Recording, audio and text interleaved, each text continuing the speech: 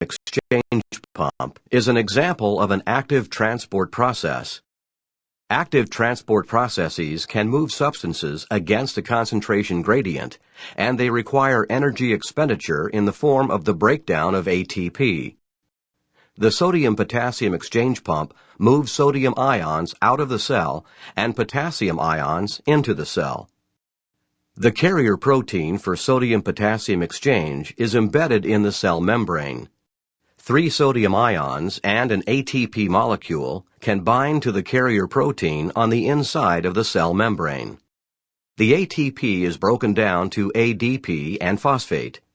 Simultaneously, the carrier protein changes shape and the sodium ions are transported across the membrane and released on the outside.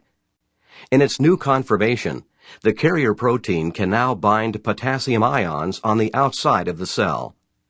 2 potassium ions move into the carrier protein from the outside of the cell membrane, and the phosphate attached to the carrier protein is released.